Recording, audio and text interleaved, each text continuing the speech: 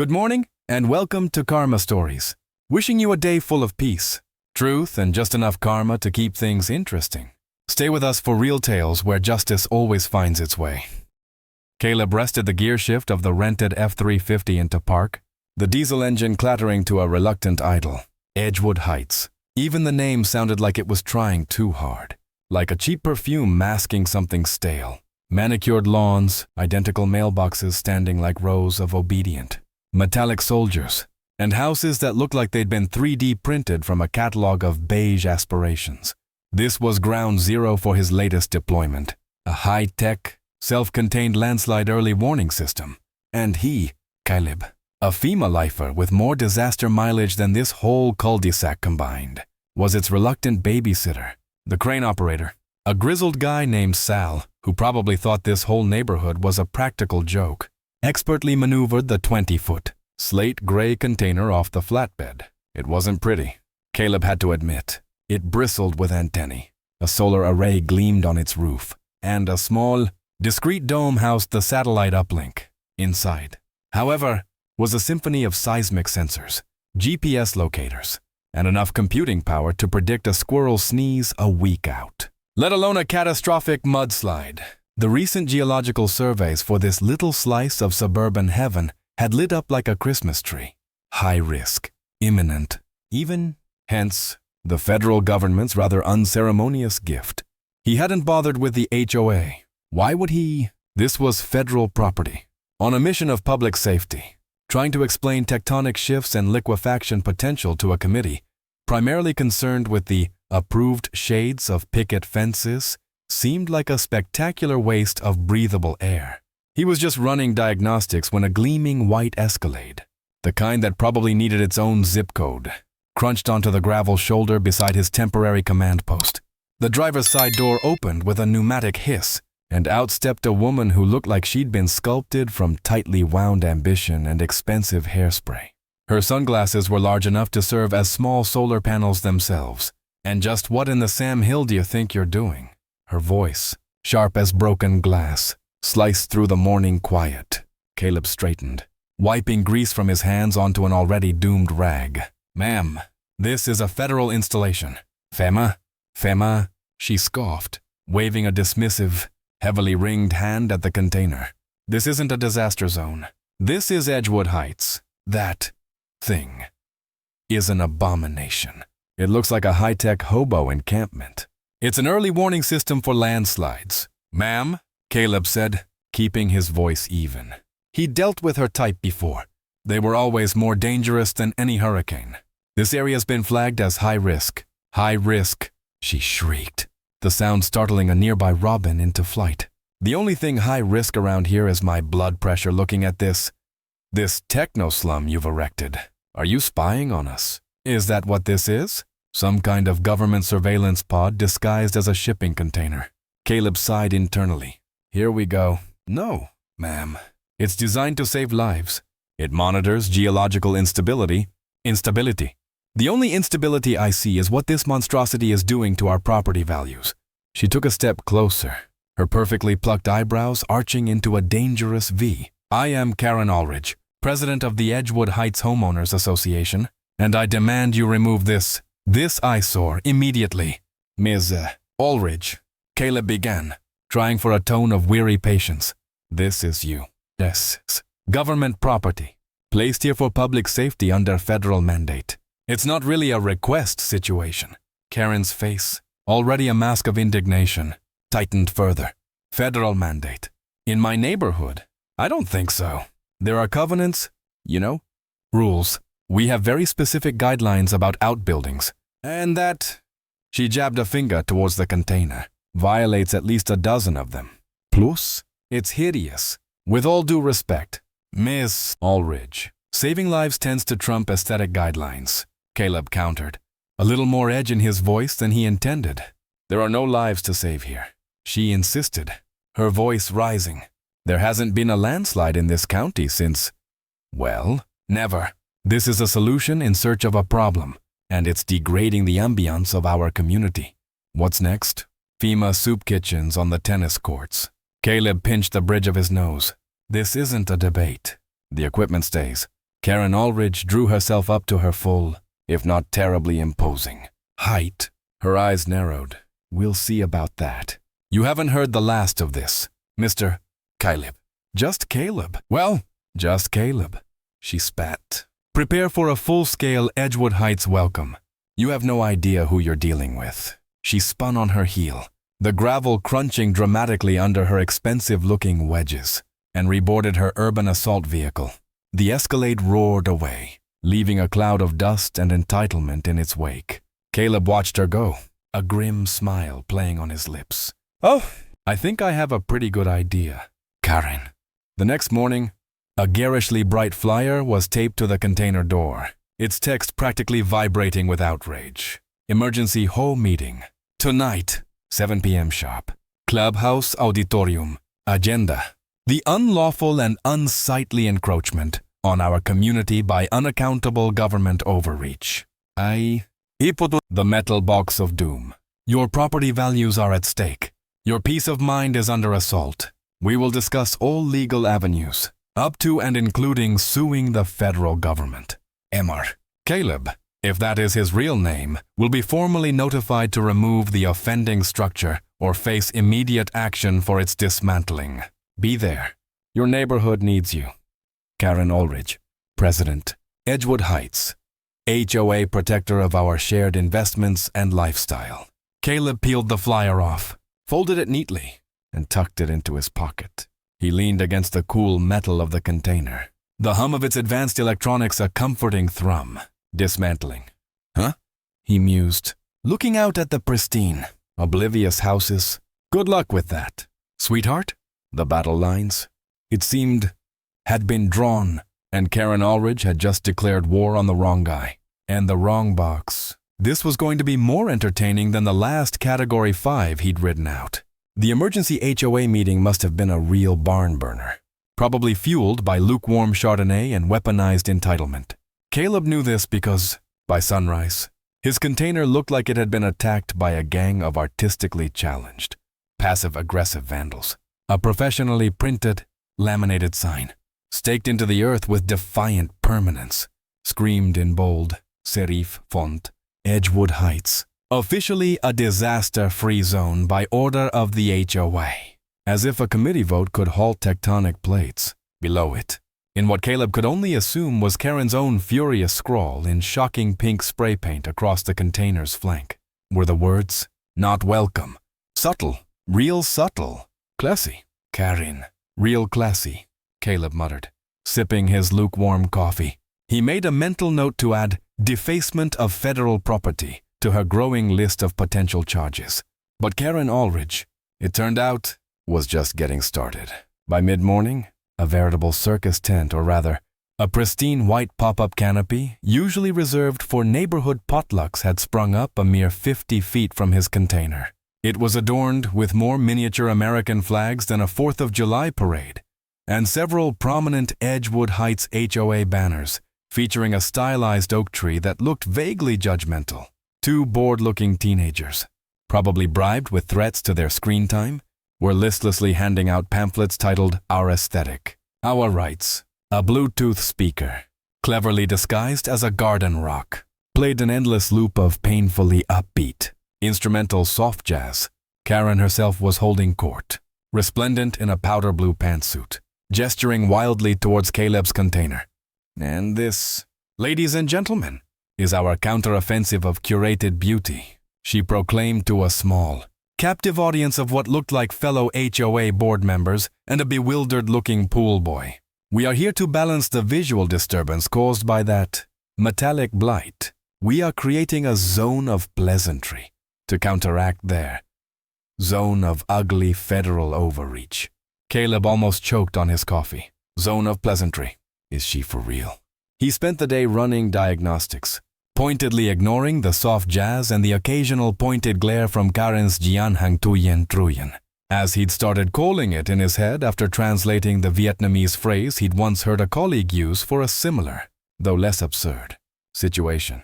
The container, thankfully, was oblivious to aesthetics. Its innards hummed, sensors pulsed, and the data streams flowing to his encrypted laptop painted an increasingly grim picture.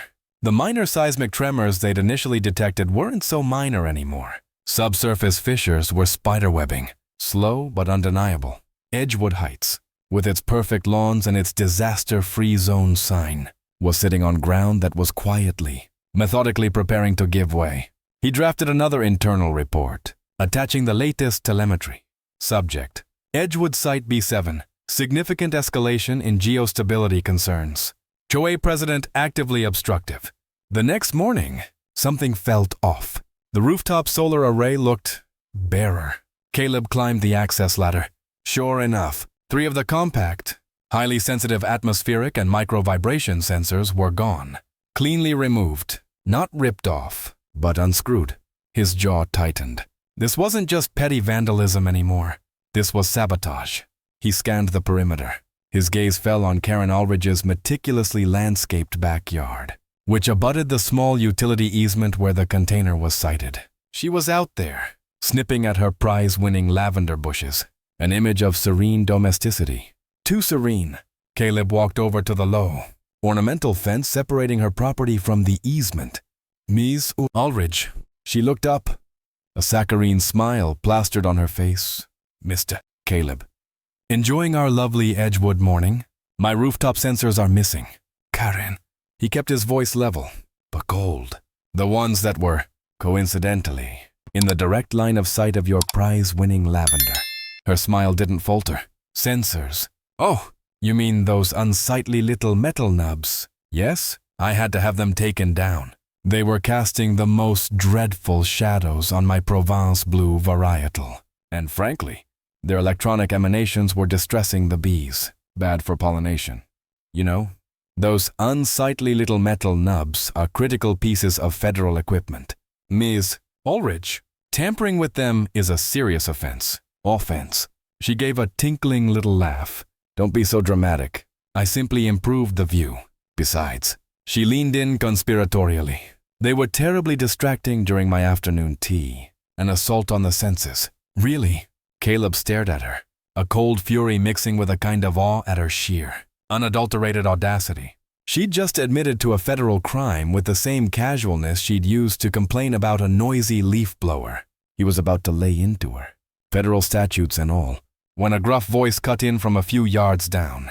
Problem here, son. Caleb turned. An older man, lean and weathered, with a military straight posture even in his gardening clothes, was watching them from his own yard. He had a pair of pruning shears in one hand and an expression that suggested he didn't suffer fools gladly. Just a disagreement about federal property, sir, Caleb said. Name's Myron, the man said, extending a calloused hand over the fence. Retired Army Corps of Engineers. Saw this whole circus starting. His eyes flicked to Karen, then back to Caleb, a glint of understanding in them. Some folks around here, Myron said, his voice dropping slightly. Think HOA bylaws trump the U.S. Code. Karen sniffed. Myron, this doesn't concern you. This is an internal Edgewood matter. Anything affecting federal equipment placed for public safety concerns me. Karen, Myron said, his tone mild but firm, especially when that equipment starts disappearing. Later that evening, long after Karen's zone of pleasantry had packed up and the soft jazz had finally, mercifully, ceased, Myron appeared at the container door. He carried a small, unassuming toolbox. Figured you might be short-handed on a few items, he said, opening it to reveal not just tools, but a couple of replacement sensors that looked remarkably similar to the ones that had gone missing. Got a few spares from my old kit. Might not be latest gen, but they'll interface if you calibrate them right. Caleb stared. Myron, I don't know what to say. Don't say anything. Just get your gear back online. Myron's eyes crinkled at the corners. Been watching that woman for years. She once tried to fine me for my flagpole being 2 inches too tall. Said it disrupted the harmonious skyline. Some people got too much time and not enough sense. He then produced a small, camouflaged trail camera. Set this up overlooking your roofline. Motion activated. Night vision. If our Lavender Queen pays another visit, you'll have party favors for the U.S. Attorney. Caleb felt a surge of something he hadn't realized he'd been missing. Backup. Myron, you're a lifesaver. Nah, Myron grunted, already turning to leave. Just don't like bullies or avoidable disasters. He paused at the edge of the light spilling from the container. And for what it's worth, that metal box of doom is the smartest thing to happen to this neighborhood since they paved the roads. Caleb watched him go, then turned his attention to the replacement sensors. The game, it seemed, had a new player. And Karen Ulrich was about to find out that her lavender alibi wouldn't hold up against hard evidence, or the quiet resolve of those who actually understood the meaning of service and safety. The next phase of Karen Ulrich's holy war against the container manifested as a full-blown pseudo-democratic assault. Bright yellow flyers, even more obnoxious than the last batch, appeared plastered on every lamppost and HOA notice board in Edgewood Heights. Your voice matters. HOA emergency referendum. Reclaim our scenery. Dismantle the federal eyesore. Beneath it, in smaller but equally hysterical print, vote today. Ballot box at the clubhouse. Let's send a clear message. Edgewood Heights will not be an unwilling dumping ground for unsightly government experiments. Caleb found one taped defiantly to his container door. Right next to the faded pink, "Not welcome." Myron ambled over, a thermos of coffee in hand, and read it with a snort. Reclaim our scenery. Myron drawled, shaking his head. Lady acts like you parked a nuclear waste dump next to her petunias. He peered closer at the sample ballot conveniently printed on the flyer. Well, now, that's a loaded question if I ever saw one. Caleb read it aloud, his voice dripping with sarcasm. Do you consent to your children growing up in the shadow of a potentially hazardous, high-frequency radiation-emitting antenna tower? A constant reminder of vague, unsubstantiated government fear-mongering that drastically reduces our community's aesthetic appeal and property values. Yes, I value beauty and safety, or no, I am indifferent to ugliness and potential danger. Subtle as a sledgehammer. That one, Myron commented. She's basically asking, do you want your kids to glow in the dark and your house to be worthless? But pretty much, Caleb agreed, crumpling the flyer. Democracy, Edgewood style. I'm sure the A's will have it in a landslide. The referendum was just the opening salvo. Later that afternoon, while Caleb was inside the container, meticulously calibrating Myron's salvaged sensors, the lights flickered and died. The steady hum of the climate control and the main server rack silenced, replaced by an ominous, echoing quiet. The emergency battery backup for the core seismic unit kicked in with a beep, but it was a finite resource. He stormed outside, a smirking guy in a cherry picker. The logo of a local electrical contractor emblazoned on its side was disconnecting the temporary power line that fed the container. Karen Ulrich stood below, arms crossed, a look of smug triumph on her face. Problem, Mr. Caleb, she called out, her voice laced with mock innocence. You cut my power. Karen, that's a federal offense. This equipment is vital. Oh, dear, she said, feigning concern. Was that your power line? I simply informed Edgewood Electrical that there was an unauthorized and potentially hazardous connection on HOA common property. They're very diligent about code violations. She then gestured to two of her HOA acolytes, who began unfurling a wide band of red plastic tape, the kind usually seen at construction sites or minor crime scenes. Around the container, printed on it in stark black letters, was civil violation, access prohibited by order of Edgewood Heights HOA. You can't be serious, Caleb sputtered, watching them literally tape his command center shut. This is a legally sanctioned federal operation. According to our referendum, Karen announced grandly. The residents have spoken. This facility is in violation of community standards. Consider it decommissioned? She then pulled out her smartphone, already mounted on a miniature tripod. And now, if you'll excuse me, I have a live stream to my concerned constituents. She went live, her face filling the phone screen. The container, a villainous backdrop. Good afternoon, fellow Edgewoodians, she chirped. Karen Ulrich here, reporting live from the front lines of the battle to preserve our beautiful community. As you can see, we've taken decisive action against the unpleasantness. She panned dramatically to the red-taped container. I want to assure everyone, I don't hate progress. I just hate things that utterly disrupt our carefully planned, harmonious garden and home aesthetic. This isn't about being anti-government. It's about being pro-Edgewood.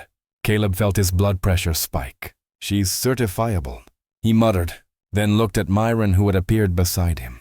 His face grim, more than certifiable. Son, she's dangerous. Inside the now stuffy container, Caleb worked frantically by flashlight. The main sensor arrays were dead without consistent power. The solar panels on the roof couldn't keep up with the draw from the primary systems, especially with a few still missing. His link to the FEMA network was down to a trickle via a satellite phone data connection. All his sophisticated, interconnected warning systems, the layers of redundancy, gone. He was flying almost blind, almost. One small, green LED blinked stubbornly in the darkness. Myron's auxiliary sensor, hardwired directly to the emergency-powered seismic logger, was still active. It was a single point of data, a whisper in the digital storm he usually commanded. But it was something. He pulled up his feet on his ruggedized tablet.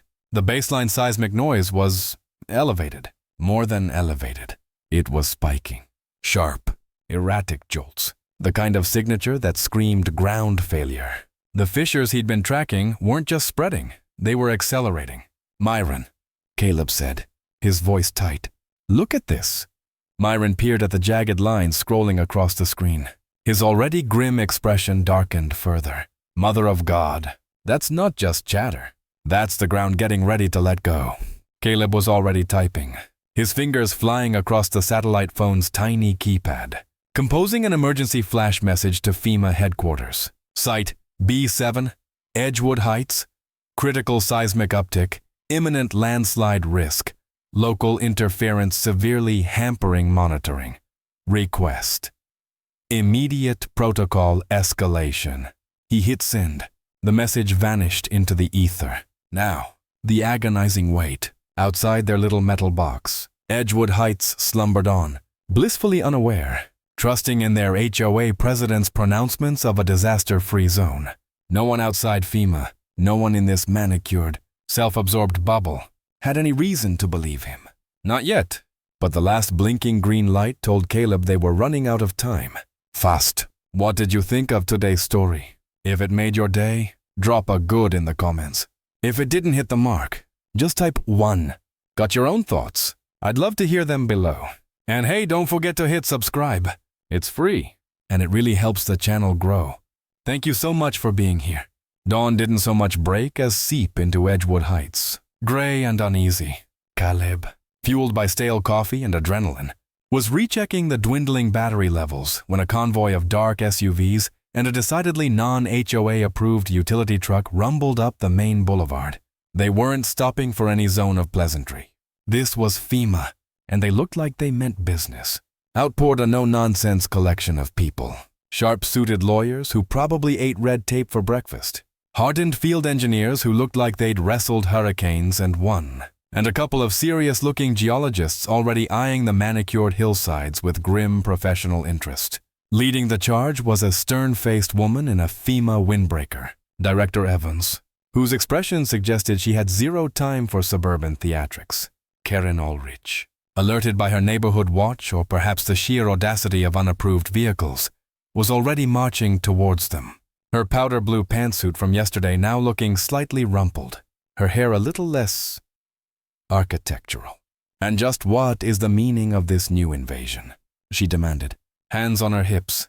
Don't you people understand? This is a private community. We had a referendum. Director Evans didn't even blink. Mises, Ulrich, I presume. I'm Director Evans, FEMA. We received an emergency alert from Special Agent Caleb here.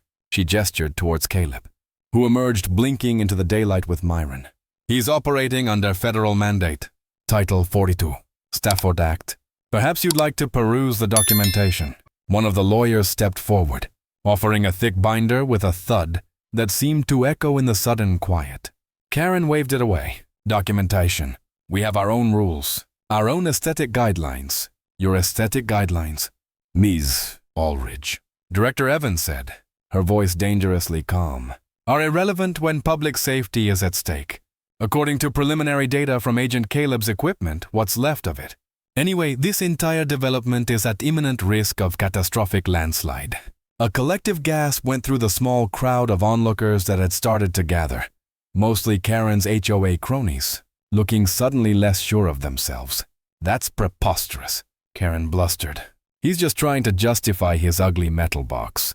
There's no danger here. It's a government overreach to scare us." "Actually, ma'am," one of the geologists interjected, holding up a tablet showing disturbing soil saturation maps.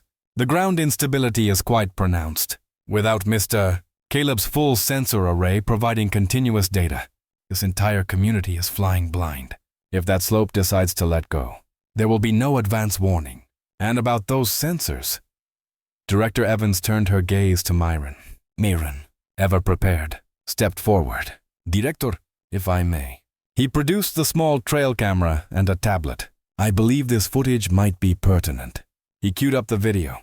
There, clear as day, was Karen Ulrich, under the cover of pre-dawn gloom, clambering onto the container roof with a small wrench, meticulously unscrewing the sensors. The audio picked up her muttering about those dreadful little things and my poor lavender. The silence that followed was profound. Karen's face went from indignant red to a pasty white. She opened her mouth, then closed it. For once, Karen Ulrich seemed speechless. I was merely re-landscaping," she finally stammered, sounding utterly unconvincing even to her own ears. "Those things were an eyesore. They were interfering with the neighborhood's chi." Director Evans arched an eyebrow. "Interfering with the neighborhood's chi is not a recognized defense for tampering with federal emergency equipment. Miss Ulrich, that's a felony." The word felony hung in the air, heavy and cold. Suddenly, a low rumble, distinct from the idling SUVs, shivered through the ground. It wasn't loud, but it was undeniably there. A collective unease rippled through the onlookers. Director Evans wasted no time. "All right, people, this is now an active emergency zone. We're issuing an immediate evacuation order for Edgewood Heights, sectors A through D, which, I believe, is all of you." Field agents began fanning out, official notices in hand, their voices calm but firm, instructing residents to gather essential belongings. Karen, however, seemed to snap. The fight wasn't over for her. It had just changed theaters. "This is a hoax," she shrieked, her voice cracking. "It's a conspiracy. They want our land. They're trying to drive us out so the government can seize our beautiful homes." She spun on her heel and marched back towards her house, shouting, "I'm holding a press conference. In my garage, the truth will come out." Caleb and Myron exchanged a look that was part exasperation, part grim satisfaction. "Her own garage press conference," Caleb said. "Seriously? Never underestimate the depths of delusion." "Son," Myron advised, though a small smile played on his lips, as residents, faces a mixture of fear, confusion, and anger, began to hastily pack cars. Another, more definitive sound emerged, a sharp, cracking noise, like giant knuckles popping. Then another.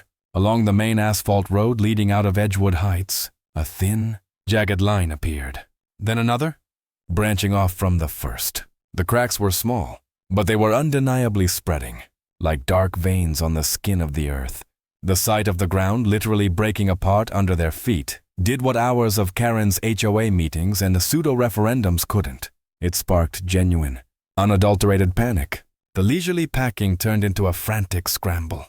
Car doors slammed, engines revved, and a line of vehicles, from sensible sedans to Karen's Escalade, from which she was indeed trying to address a non-existent press corps with a selfie stick, began to snake its way towards the exit. Over the increasingly fractured pavement, Caleb watched them go, the weight of the last few days pressing down on him.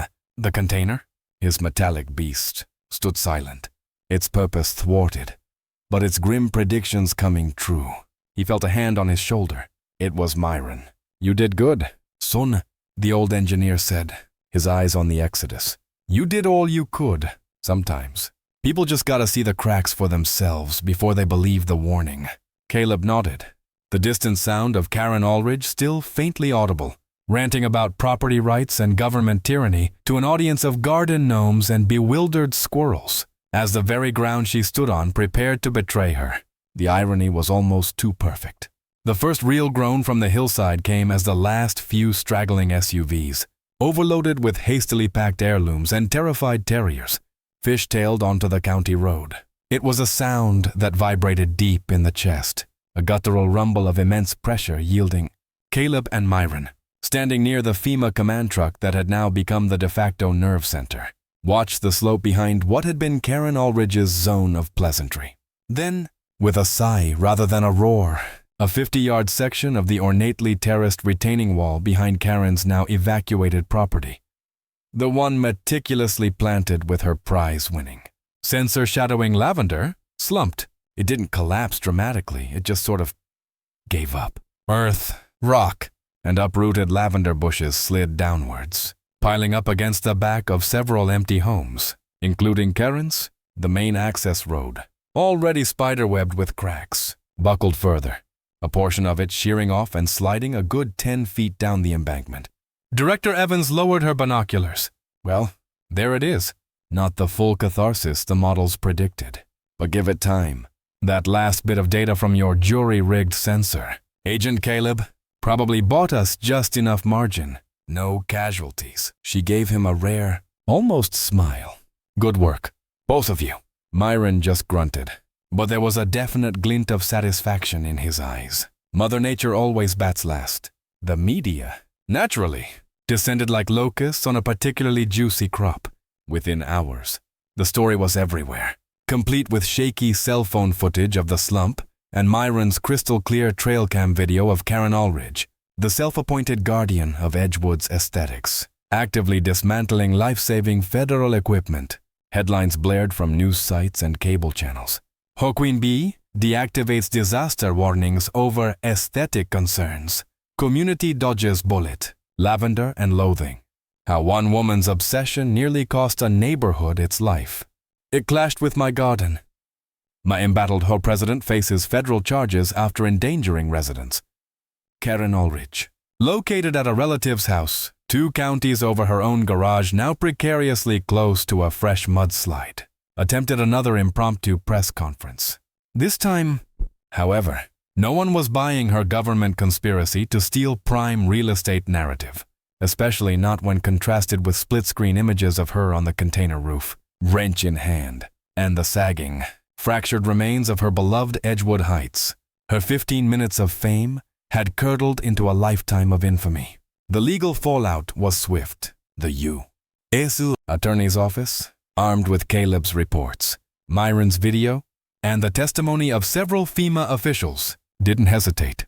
Karen Aldridge was indicted on multiple counts, including willful destruction of federal property, reckless endangerment, and obstruction of an emergency response operation within a declared disaster zone. Her claims that she was merely enhancing the visual harmony and protecting her lavender from negative electronic vibes did not, to the surprise of absolutely no one but Karen, hold up in court. The Edgewood Heights Homeowners Association, its leadership disgraced and its very foundation literally crumbling, was unceremoniously and permanently dissolved by state order. The entire area was rezoned for strict geological monitoring and a moratorium placed on new construction. The grand experiment in manicured monotony was over. Weeks later, after the initial cleanup and stabilization efforts, Caleb was back. The ground was still settling, but the immediate danger had passed. For now, a new, reinforced concrete platform had been poured, and a gleaming, fully equipped, and considerably more robust monitoring container was being craned into place. This one had redundant power, its own satellite uplink array that looked like it could communicate with distant galaxies, and enough sensors to detect a gnat hiccuping on the far side of the county. Myron was there, of course, supervising with a critical eye and a thermos of what Caleb suspected was suspiciously strong coffee. She get her covenants, conditions and restrictions handbook in the federal pen. Myron asked, a dry chuckle in his voice. Caleb grinned. Doubt it. Probably trying to form a subcommittee to protest the color of the jumpsuits. Once the new container was bolted down and humming with operational readiness, Caleb unwrapped the final piece of equipment, a large, official-looking sign. He and Myron mounted it prominently near the container, facing what used to be the main entrance to Edgewood Heights. It read, O.S. Geological Survey and FEMA. Early warning system, Site B7. Property of the U.S. Federal government. Tampering is a federal offense. And beneath that, in slightly smaller, but no less pointed letters, Caleb had added a custom line. Approved after some amused back and forth with Director Evans. No signal is more beautiful than the one that saves a life. Please refrain from dismantling critical safety equipment, even if it clashes with your lavender. Caleb stepped back, looking at the sign, the container, and the scarred but stable hillside. It wasn't pretty, not in the Edgewood Heights sense of the word, but it was functional.